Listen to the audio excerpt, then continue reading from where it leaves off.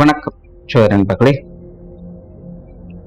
ஜோதிடத்தை பொறுத்த வரைக்கும் எந்த ஒரு கிரகமாக இருந்தாலும் ஆட்சி பெற்ற நிலையிலையோ அல்லது சுயசாரம் பெற்ற நிலையிலையோ சஞ்சாரம் செய்யும் பொழுது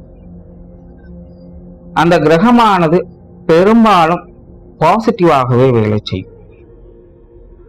அதாவது அந்தந்த கிரகங்களுடைய தன்மைகள் மற்றும் குணாதிசயங்களுக்கு ஏற்ப முடிஞ்ச அளவுக்கு அது ஒரு பாசிட்டிவான விளைவுகளை ஏற்படுத்தும். அந்த வகையில இப்போ முழு சுப கிரகம்னு சொல்லக்கூடிய குரு அடுத்த 8 மாத காலங்களுக்கு மிதுன ராசியில தன்னுடைய சொந்த நட்சத்திரமான புனர்பூச நட்சத்திரத்துல சஞ்சாரம் செய்துட்டு வருவாங்க.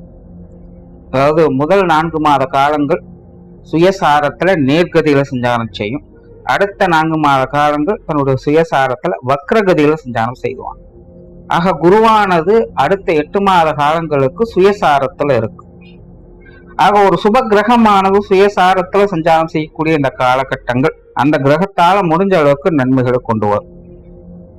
சமீபகாலமாகவே பெரும்பாலான கிரக அமைப்புகள் கொஞ்சம் முன்னுக்கு பின் முரண்பாடாகத்தான் இருக்கு.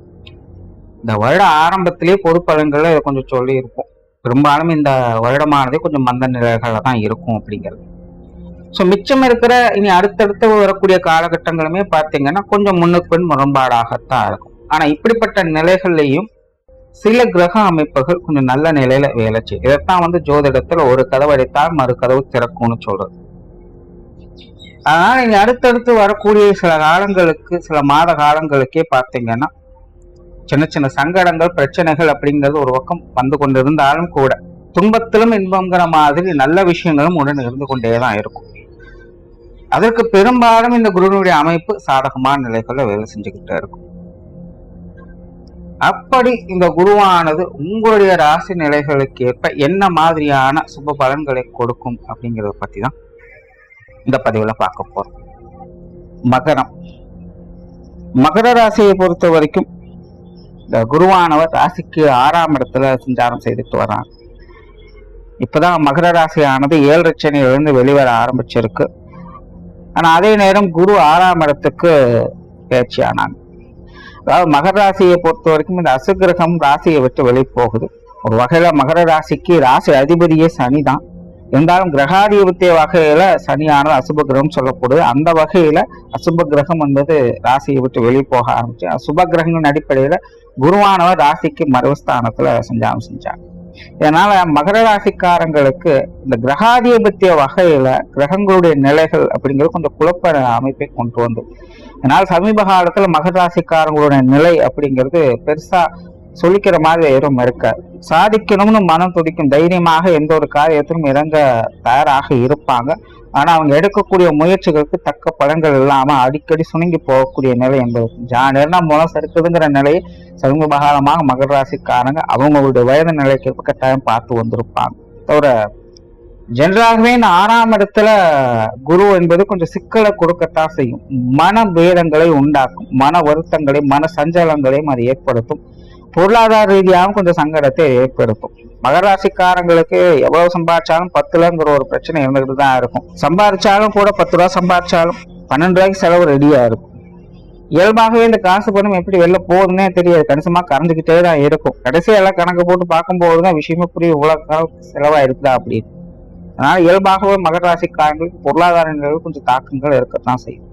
அதனால ஜெனரலாகவே இந்த கிரகாதிபத்திய வகையில மகர ராசிக்காரங்களுக்கு இந்த கிரகங்களுடைய அமைப்புகள் பெருசா ஃபேவரா வேலை செய்யல. மாத கிரகங்களின் அடிப்படையில தான் சில நன்மை தீமைகளை அவங்க தொடர்ந்து பார்த்துக்கிட்டு வராங்க. மற்றபடி இந்த வருட கிரகங்களுடைய அமைப்புகள் அப்படிங்கிறது அவங்களுக்கு பெருசா ஃபேவரா வேலை செய்யல. இக்கரை கக்கரை பச்சைங்கிற நிலைமை தான் எப்படியோ வண்டி ஓடிக்கிட்டு இருக்கு, அவ்வளவுதான். பெருசா எந்த ஒரு டெவலப்மெண்ட்டையும் கொடுக்கறதுல குண்டுச்சீட்டுக்குள்ள குதிரை ஓட்டின மாதிரி அதுக்குள்ளே சுத்திட்டு இருக்க வேண்டிய ஒரு சூழ்நிலைகள் தான் இருந்துகிட்டு இருக்கு. இப்படிப்பட்ட சூழ்நிலை குருவானவர் 6ஆம் இடத்துல சுயசாரம் பெறக்கூடிய அந்த 8 மாத காலகட்டங்கள் என்பது மகராசியை பொறுத்த வரைக்கும் சமாளித்துக் கொள்ளலாம். முன்னாடியெல்லாம் பிரச்சனைகளாகவே இருந்தது. இப்ப அந்த பிரச்சனைகளை சரி செய்து கொள்வதற்கான வாய்ப்புகள் உருவாகும். குறிப்பா பொருளாதார ரீதியான பிரச்சனைகள் பெருசா பலன் கொடுக்காது.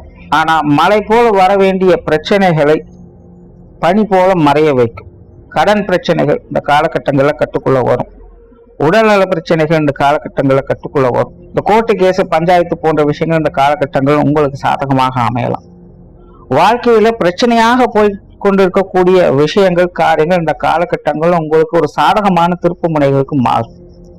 திடீர் திருப்பங்கள்னு சொல்றோம்ல, அந்த மாதிரி சில விஷயங்கள் இந்த காலகட்டங்களில் உங்களால பார்க்க முடியும். மகர ராசிக்காரங்களுக்கு இந்த தொழில் வேலை உத்தியோகமாக ஒரு சாதகமான அமைப்புகள் உண்டு. நிறைய பேருக்கு இந்த காலகட்டங்களில் புதிய வேலை வாய்ப்புகள், தொழில் வாய்ப்புகள் போன்ற விஷயங்கள், அது சார்ந்த விஷயங்கள்ல முன்னேற்றங்களையும் பெற முடியும். ஊதிய உயர்வுகள், உத்தியோக உயர்வுகள் போன்ற விஷயங்களும் எதிர்பார்க்கலாம். வாடிக்கையாளர் வகையிலும் சரி, பார்ட்னர்ஷிப் சம்பந்தப்பட்ட விஷயங்களும் சரி, ஒரு சாதகமான அமைப்புகளை எதிர்கொள்ளும். பொதுவாகவே ஜீவன அமைப்புகள்ல மகர ராசிக்காரங்களுக்கு மிகவும் ஒரு சாதகமான நிலைகள்ல இந்த சஞ்சாரமானது செயல்பட்டு வரும். தொழில் வேலை உத்தியோகமாக பல நல்ல திருப்பங்களை இந்த காலகட்டங்கள்ல உங்களால பார்க்க முடியும். குடும்ப விஷயங்கள், காரியங்கள் இந்த காலகட்டங்கள்ல சிறப்பாக இருக்கும். ஏற்கனவே 2025 வருட பலன்களில் மகராசிக்காரங்களுக்கு குடும்ப வாழ்க்கையில எதிர்பாராத நன்மைகள், முன்னேற்றங்கள் போன்ற விஷயங்கள்லாம் இருக்கும்னு சொல்லியிருந்தேன். அதை இந்த காலகட்டங்கள்ல உங்களால பார்க்க முடியும். குடும்ப தேவைகள் பூர்த்தியாகும். குடும்ப உறவுகளுக்குள்ள ஒரு இணக்கமான சூழ்நிலை என்பது கிடைக்கப்படும். மகராசிக்காரங்களுக்கு பேச்சு திறன் என்பது அதிகரிக்கும். நீங்க சொன்ன சொல்லை மற்றவங்க கேட்பாங்க. இந்த காலகட்டங்கள்ல உங்களுடைய பேச்சுக்குன்னு ஒரு மகத்துவம் உண்டு. வெளியூர் மற்றும் வெளிநாடு சம்பந்தப்பட்ட விஷயம் அந்த காலகட்டங்களும் கொஞ்சம் சாதகம். குறிப்பா இந்த வெளியூர் சம்பந்தப்பட்ட விஷயங்கள் மகர ராசிக்காரங்களுக்கு ரொம்பவுமே சாதகமான நிலைகள் ஏற்படுத்தும். அதே போல உற்றார் உறவினர்கள், நண்பர்கள் வகையில் ஒரு சுமூகமான விஷயங்களை பார்க்க முடியும். குறிப்பாக நண்பர்கள் இந்த காலகட்டங்கள் ரொம்பவுமே சப்போர்ட்ஃபுல்லாக இருப்பாங்க. விரோதிகள் கூட நண்பர்களாக மாறக்கூடிய ஒரு காலகட்டமாக இருக்கும். உங்களுக்கு எடுத்தேதான் ஆகணும்னு நினைக்கிறவங்க கூட இந்த காலகட்டங்கள்ல ரெஸ்ட் எடுக்க கொஞ்சம் ஒதுங்கி போகத்தான் செய்வாங்க. ஸோ மகராசிக்கு பெருசா எந்த ஒரு விஷயத்திலும் எதிர்ப்புகள் அப்படிங்கிறது இருக்காது. மாணவர்களுக்கு கல்வி வித்தைகள்ல சாதகமான அமைப்புகள் உண்டு. மாணவர்களுடைய தேவைகள் எல்லா வகையிலுமே பூர்த்தி ஆகும். அதே போல மாணவர்கள் இந்த காலகட்டங்கள்ல சில அதிர்ஷ்ட யோக வாய்ப்புகள் பெறக்கூடிய அமைப்பு உண்டு. அவங்களுடைய கல்வி வித்தைகள்ல சில சாதகமான அமைப்புகள் அவங்களுக்கு உகந்த வகையில கைக்கு சேரும். காற்றுள்ள போதே தூற்றுக்குள் அப்படிங்கிற மாதிரி மாணவர்கள் அந்த விஷயத்தை சமயோகிதமாக புரிஞ்சுக்கிட்டு செயல்படுறது அவங்களுடைய சாதுரியம். ஆனா எதிர்பாராத வகையில உங்களுக்கு ஒரு நல்ல விஷயம் கைக்கு சேரும். அதை நல்ல முறையில பயன்படுத்திக்கிறது அவங்களுடைய பொறுப்பு.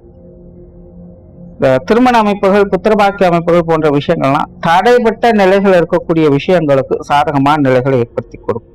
நம்மளால பார்த்துட்டு இருக்கோம், ஏதோ அமைய மாட்டேங்குது அப்படிங்கிறவங்களுக்கு, எல்லாம் பார்த்துட்டு போயிருக்காங்க ஆனா எந்த முடிவும் சொல்லாம இழுத்தடிச்சுக்கிட்டே இருக்காங்க அப்படிங்கிறவங்களுக்கு, ஏதாவது ஒரு காரியங்கள் ஆரம்பித்து பாதியிலே நின்று போன விஷயங்கள், இந்த மாதிரியான அமைப்பு இதெல்லாமே பார்த்தீங்கன்னா இந்த காலகட்டங்கள்ல கொஞ்சம் கைகூடி வர ஆரம்பிக்கும். சொத்து சுகங்கள் வகையில இந்த கைமாத்தல்கள் போன்ற விஷயங்கள் கொஞ்சம் சாதகமான வகையில இருக்கும். ஸோ ஓரளவு மகர ராசியை பொறுத்த வரைக்கும் இந்த குருவுடைய சுயசஞ்சார காலகட்டம் என்பது உங்களுடைய வாழ்க்கையில சில நல்ல திருப்பு முனைகளை பார்க்கக்கூடிய அமைப்புகளை கொண்டு வரும். வாய்ப்பு கிடைக்கும் போது இதை சரியான முறையில் பயன்படுத்தி கொள்வது உங்களோட திறமை.